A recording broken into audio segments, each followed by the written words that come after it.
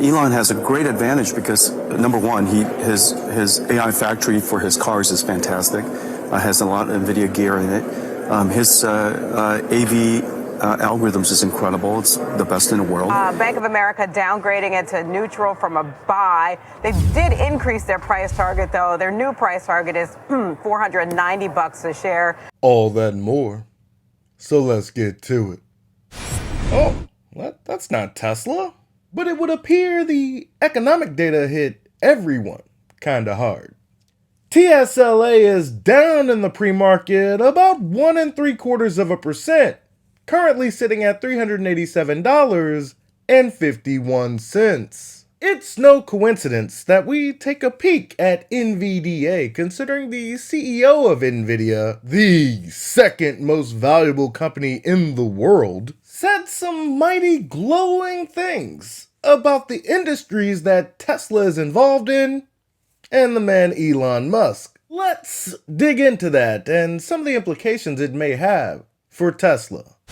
Well, in order to train a robot, you need a lot of data.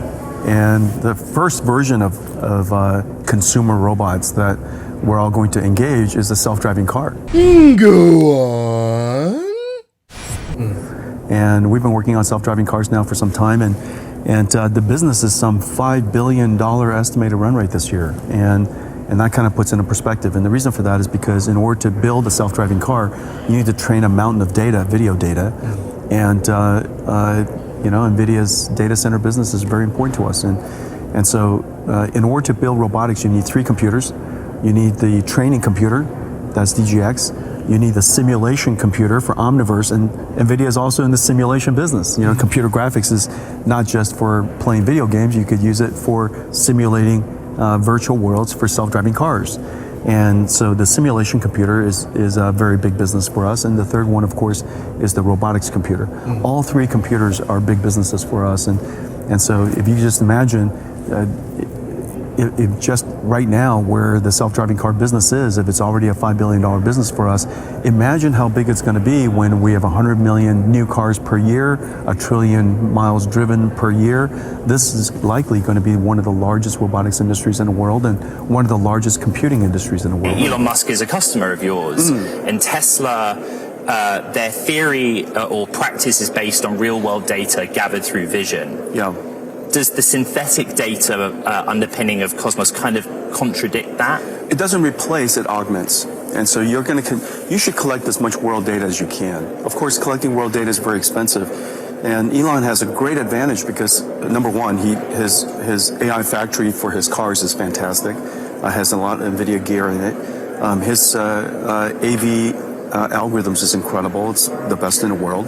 And he has a very large fleet of cars on the road that allows him to collect a lot of data. And so I think he has just a phenomenal position, and he's been working on this for a long time. And so he's going to be in a great position to take advantage of it. That's right, Jensen. It's Tesla that's going to be leading the way in these industries. It's an interesting symbiotic relationship that they're going to be intertwined in. Should Tesla succeed in their endeavors, which is looking more and more likely, it's gonna be proof of concept that Jensen Huang's tools to reach these AI goals are what every other company that wants to compete in these spaces, it's gonna be what they need. Not everyone stands to make money off of this AI gold rush, but the person selling the shovels, let's just say, business is gonna be booming.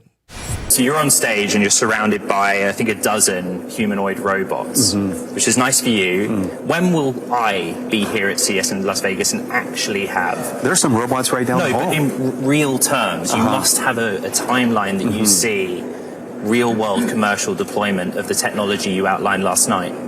It depends on use case. I would say... Which will we see first use case? The first use case will probably be in manufacturing. There's estimates...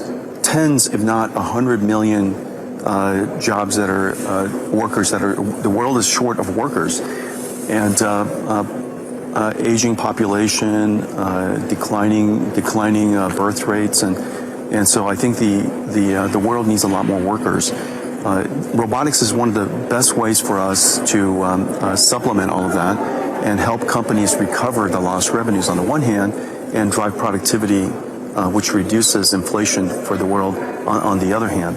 And so I think robotics is going to be very important to that. In different areas, you could have they'll probably deploy into manufacturing first because they obviously need it most.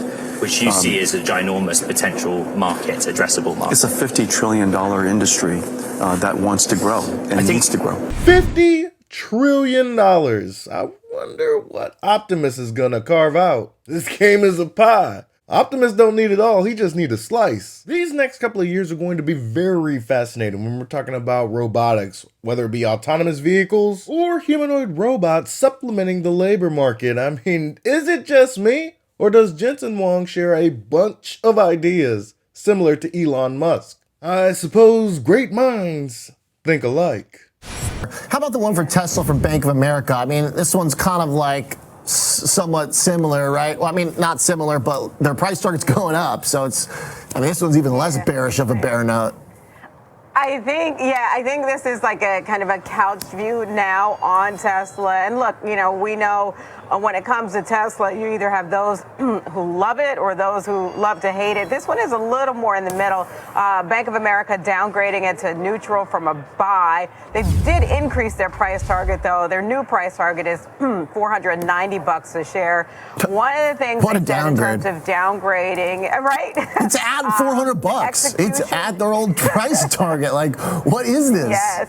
What is this indeed? Bank of America obviously is extremely bullish on Tesla, but the pullback has them a little bit nervous. Not so much, in fact, that they won't raise their price target. I do believe the Bank of America auto analyst was at Giga Austin being showcased version 13. While the software may not be perfect yet, he's seen enough to know that it won't be long before they reach those levels. I mean, this is a weird note. It's sitting around 400. If you think it's going to go to 490, why wouldn't you tell people to buy? This may very well be the definition of being on the fence.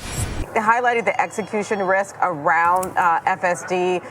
They said it's high, and business execution risk is high. They said they still have to make the case for executing this better than humans. In conclusion, Jensen Huang has a lot of nice things to say about Elon Musk and Tesla. I mean, Tesla's using his products to transform the way we get around and potentially solve the labor question. The closer Tesla gets to solving these questions, other companies are going to want to play in this space. And to do so, you're going to need Nvidia products. Partnerships with Toyota, Aurora, Uber. If these companies stand a chance to succeed in their respective industries, they're going to need the right tools. Question is, are they going to be able to use those tools adequately to compete with the likes of Elon Musk and Tesla? Short answer, no.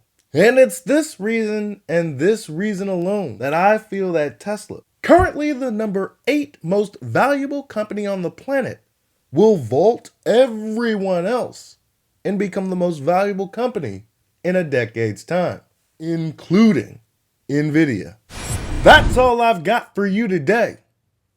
Be easy. Peace.